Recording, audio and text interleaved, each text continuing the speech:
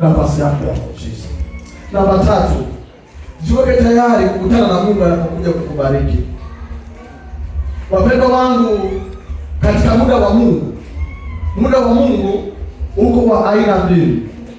Kuna muda wa kawaida huu ambao tunauangalia na saa, inaitwa Chronos kwa Kigiriki. Huu muda kama ni saa 2, ni saa 3, tunaanza ibada saa 1:30. That one is Chronos. Huo muda ni muda wa kawaida. Lakini kwenye muda wa Mungu kuna muda unaitwa Kairos.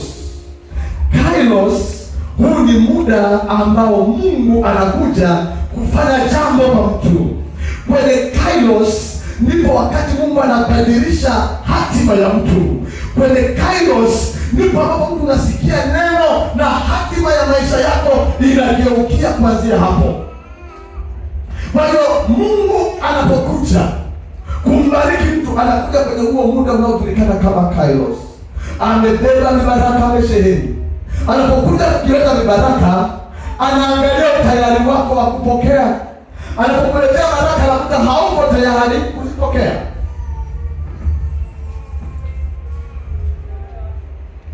Tulikuwa na mama yetu aliwahi kuja hapa, alikuwa anaitwa Dada Pendo. Alikuwa dada yetu mzuri, na Mungu alikuwa amempa neema kwa mwana maombi sana, na tulikuwa tunaenda kufanya kambi za maombi huko Bagamoyo. Kuna wakati alikuwa anafanya maombi sana ya kufunga. Wakati anafanya maombi ya kufunga, kanisa lake ndio hivyo Bagamoyo, maeneo ni magumu kwa Injili, lakini akawa anatushuhudia jinsi Mungu ambavyo anafanya. Kama anaamua kushusha baraka kwa mtu na mtu hayuko tayari, zile baraka zina uwezo wa kukunja kona zikaenda kwa mtu mwingine. Yule mama alikuwa anaomba Mungu, amejenga pagara, hana bati, ameenda hadi Polina na Mlingana Bwana. Kanisa lake la kitaifa lilikuwa limeamua kutoa mabati, na yale mabati yalikuwa yanapaswa yaende Zanzibar. Tangu siku za Yohana Mbatizaji hata sasa, ufalme wa Mungu patikana kwa nguvu, nami mwenye nguvu anauteka. Wakati mabati, muda wa Mungu wa kujibu maombi ya watu umefika, mabati yameshuka, watu wa Zanzibar hayakuweza kwenda, yalikunja kona yakaenda Bagamoyo. Kwa nini? Kwa sababu kulikuwa na mtu ambaye yuko tayari kuzipokea baraka. Mungu anaweza kuleta baraka za mtu, lakini kwa sababu yule mtu hayuko tayari kuzipokea hizo baraka, baraka zina kawaida ya kukunja kona na kwenda kwa mtu mwingine.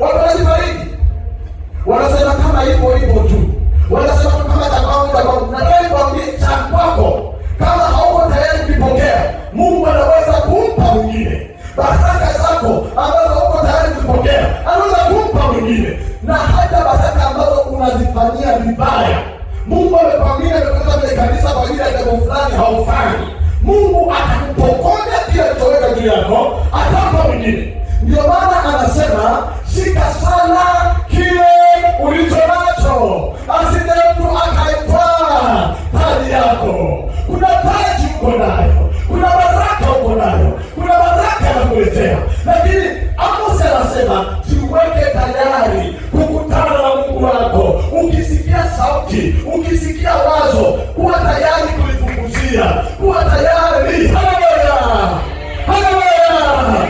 Jiweke tayari kukutana na Mungu wako. Unajua yule unatukia, yule ambaye upokea siku zake ndio mwenye dini yako. Ndio maana Baba alituambia sameheni, achilieni, waoneni wanaowaruhusi. Lakini kumbe wewe kuna watu usemi nao. Kwa nini? Kwa sababu hii na ile, kuna watu uongee nao, kuna watu hata wakipiga upokei, hauko tayari kupata suluhu. My Lord, my God, simu ya baraka inapigwa kwako na haupokei kwa sababu ya hasira yako, kwa sababu hauko tayari kusamehe, hauko tayari kuachilia. Umeniapiza unasema si mimi over my dead body. Kweli over your dead body utapenda kaburini na mikono iliyo tupu, kwa sababu haujawa tayari.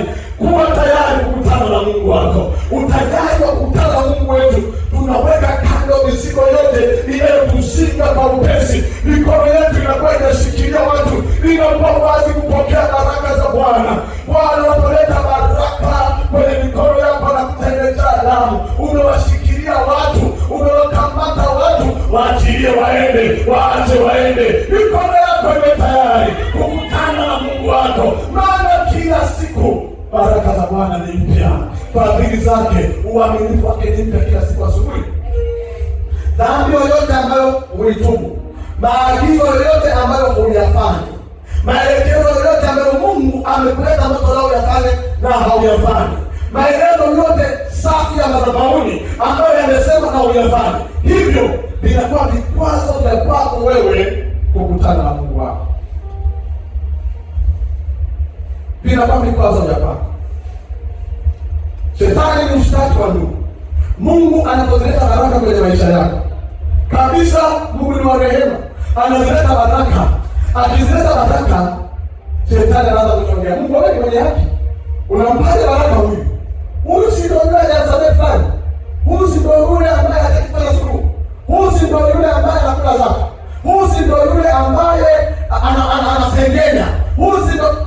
Baraka lazima zitapiga kona, hazitakuja kwako, hazitakuja kwako. Kwa nini? Kwa sababu unajiweka tayari kukutana na Mungu. Leo Bwana nilituma nikwambie, jiweke tayari kukutana na Mungu wako, maana ni mwezi wa kubarikiwa, ni mwezi wa kupokea baraka za Bwana, ni mwezi wa shuhuda, ni mwezi wa kumwona Mungu kimya kimya. Haleluya! Jiweke tayari kwa Mungu. Tengeneza mambo ya nyumba yako, tawazisha moyo wako, jiweke tayari. Mapenzi yake ni kubariki, anapenda kuona na furahi, lakini kila anapozileta baraka hautaomba sana. Namna nyingine ya kuzuia baraka za Bwana ni kuishi maisha sio na matakatifu. Unajibu tu ovyo, jibu tu ovyo, mdomo wako unakufunga usipokee baraka za Mungu. Unawajibu watu ovyo unavyopenda, unasema tu unavyopenda, kinywa chako kinafunga baraka za Mungu zisikujie. Baraka za Mungu wakati mwingine zinakuja kwa kuzipigania, kama ilivyokuwa kwa Yakobo katika kitabu cha Mwanzo sura 32 mstari wa 24 mpaka wa 28. Yakobo akakaa peke yake na mtu mmoja, akashindana naye mweleka hata alfajiri. Naye alipoona kuwa hamshindi, alimkusa panapofungwa paja lake, ukateguka ufungu wa paja la Yakobo alipokuwa akishindana naye. Akasema, niache niende, maana kuna pambazuka. Akasema, sikuachi usiponibariki. Kuna baraka za Mungu, kujiweka tayari kuzipokea ni kwa kuzipambania, ni kwa kupigana mieleka. Zipambanie baraka za Mungu, zipiganie baraka za Mungu. Mungu asione umezikosa baraka zake kizembe kabisa. Zipiganie baraka za Mungu. Yaani fike mahali uwe kama Hezekia, kwamba Bwana nimeenda mbele zako kwa haki, Bwana nimejitoa kukutumikia. Haleluya! Nimejitoa kwa ajili yako, nimesacrifice hiki na hiki kwa ajili yako, nimejitoa. Viweko vitu ambavyo yaani ukizungumza wewe mwenyewe moyo unauma. Sacrifice. Hivyo vitu vinafanya kumkumbusha Mungu. Baraka za Mungu tunazipata kwa kuzipigania. Pigana hiyo mieleka, pambania huo mweleka, mieleka ya kufunga, mieleka ya kujitoa, mieleka ya kutii maagizo, mieleka ya kukesha, mieleka ya maombi ya kwako binafsi. Haleluya! Unataka Mungu akutumie, fanya mieleka. Ndio tunajifunza kwenye kongamano. Mungu ili akae ndani yako lazima wewe ufe. Mbegu haiwezi kuota mpaka ife. Tunakufanya, tunakufa matakwa yetu, matakwa ya kutaka kulala, namna yoyote ile ya kutaka raha, namna yoyote ya uvivu, namna yoyote ile ya kujipendelea mambo ya mwili. Hivyo vyote tunaviua na tunainua mapenzi ya Mungu. Ninakwenda hata kama nimechoka, ninawahi hata kama nina usingizi, ninakwenda, ninatoa hata kama sina.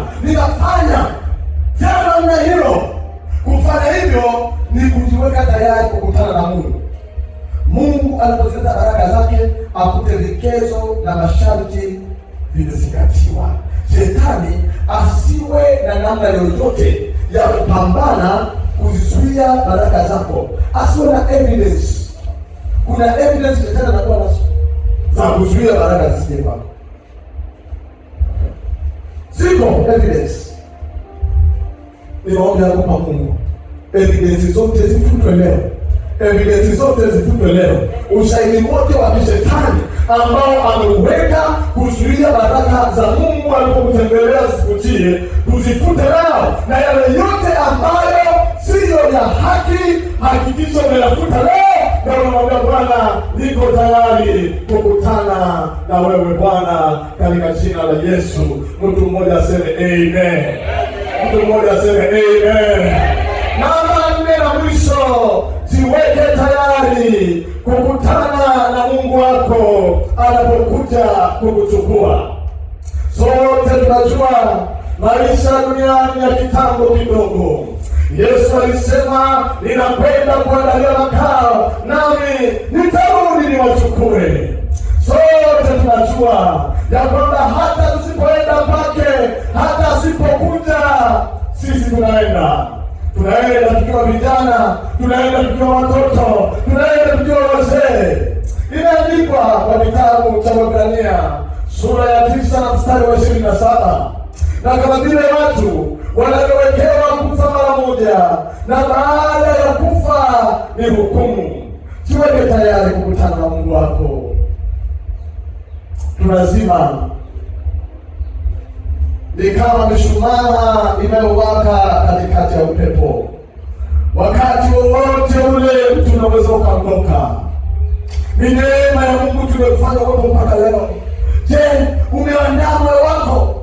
Umejiandaa kukutana na Mungu wako? Umekaa tayari kukutana na Mungu wako siku anapokuja kukuchukua? Uko tayari kukutana na Mungu wako?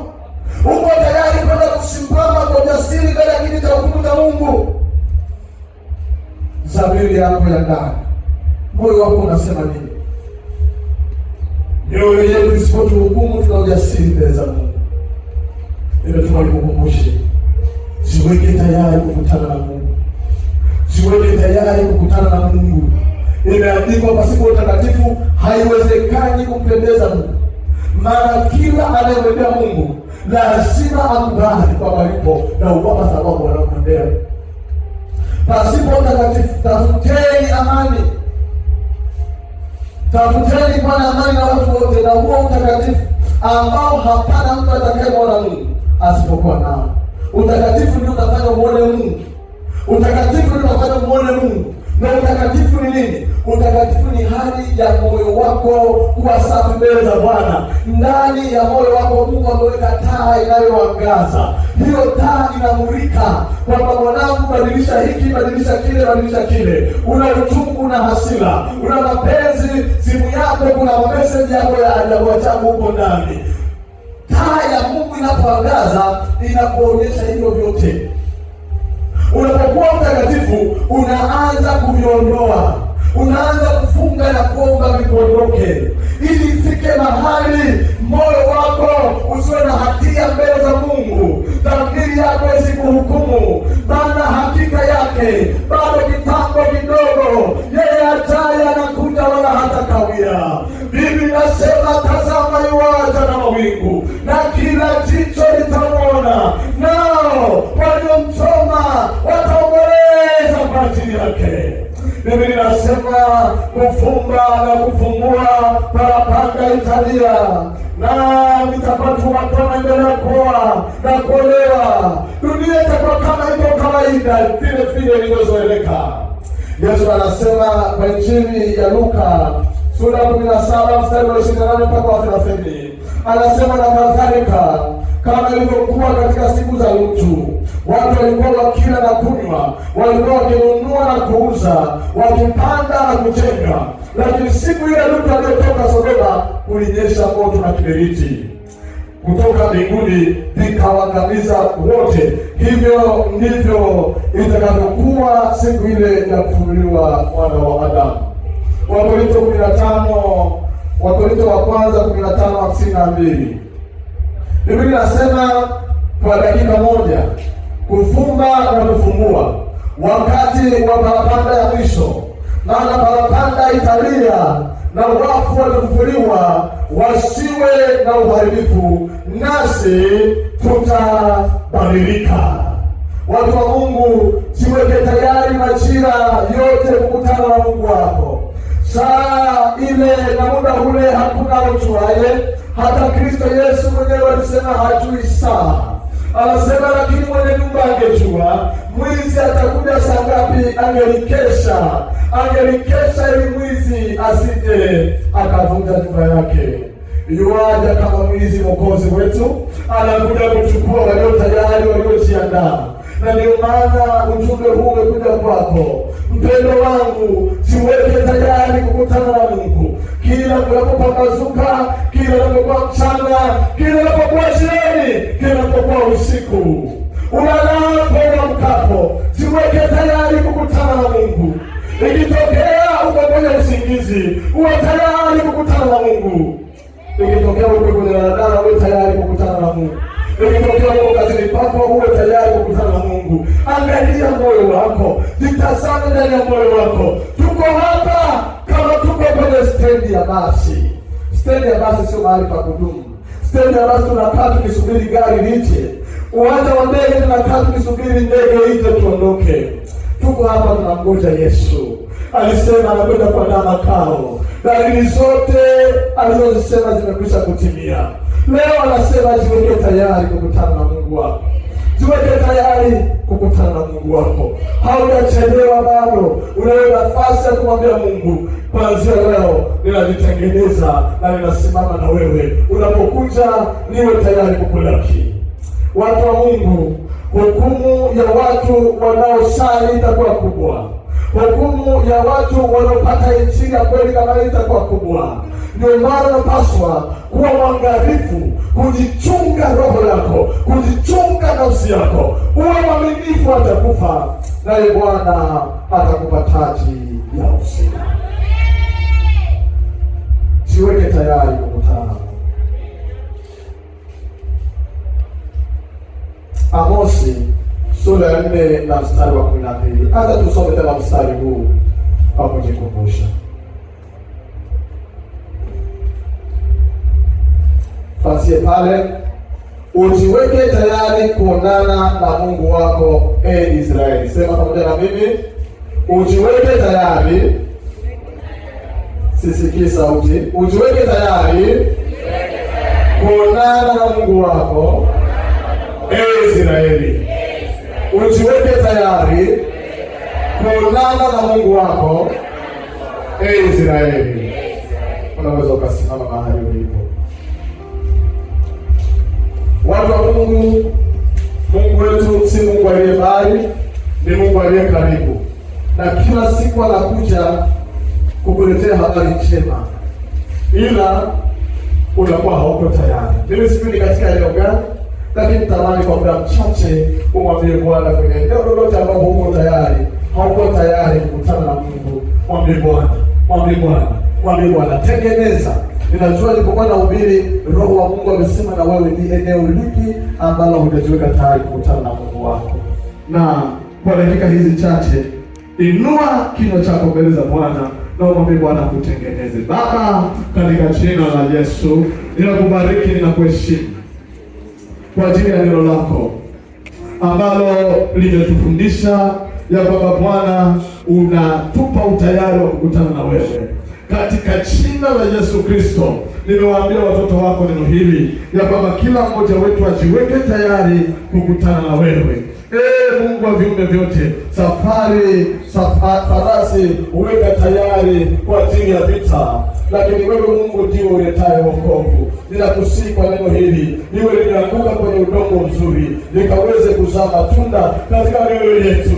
tukawe ni watu tulio macho, tukakeshe, tusilale kama wengine, tukeshe kwenye maombi, tukeshe kwenye mifungo, tukeshe Bwana, tukeshe tukikuhudumia katika jina la Yesu Kristo, katika jina la Yesu Kristo.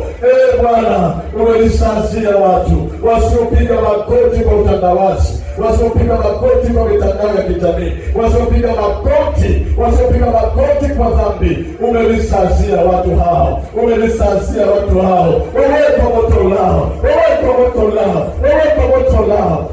Bwana, hatutakuja kanisani kujionyesha, tutakuja kukutana na wewe, Mungu, ninakushukuru. Asante kwa ajili ya damu yako, asante kwa ajili ya uwezo wako.